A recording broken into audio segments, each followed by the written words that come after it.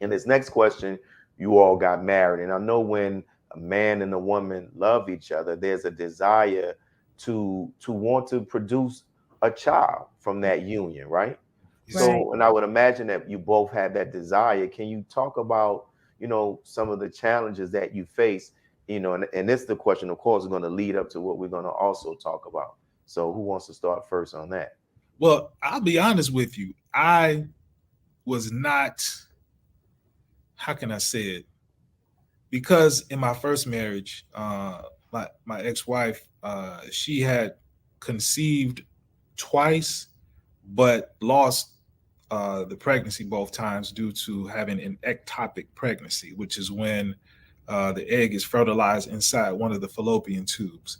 And after that second experience of her going through that, I was just like, because it's for brothers or people who may not be familiar, an ectopic pregnancy can take a really bad turn, and the woman could die from internal bleeding.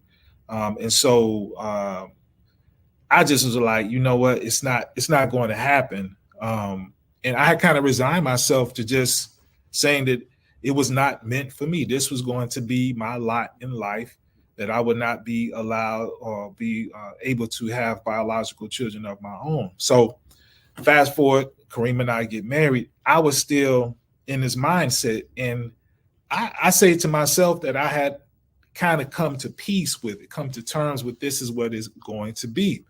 Karima was not in agreement with that. And so she actually had shared something with me.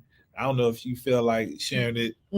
Okay, maybe not. But in any event, she let it be known that this is something that she really had a strong desire for me to have a child of my own, a biological child of my own. And of course, being my wife, she was desirous to be able to give me that. And so there was a lot of head um, thought process cleaning that I had to go through just to be able to accept that I can actually have this, and from that, now building up the desire to want to have it. Because it's one thing to say, okay, my wife, she's willing to have it, but now I have to really kind of prime myself with the desire. Do I even want to have children at this point? Because now, mind you, when we get married, I am 44 years old. Matter of fact, we got married on my 41st birthday. She just co-opted my birth anniversary. And so we got married on my 44th birthday anniversary. So I'm looking at all of these things. I'm looking at the fact that a lot of my friends and family, particularly my friends I went to high school and college with, they had already started having children. And I was like, I don't know. So it was a lot of mental stuff that I had to kind of work through. But ultimately, with a lot of coaxing and convincing and just really I don't know, the way she did it, it was really beautiful how she handled me through that process. But the end result was, yes, let's go ahead and let's have some children. And that's interesting that it appears that from your previous experience that built up a lot of, I don't know if I want to go through this again. Would I be right with that? Because it's like, expecting a child and then something happens. That's very traumatizing. Yeah, it is.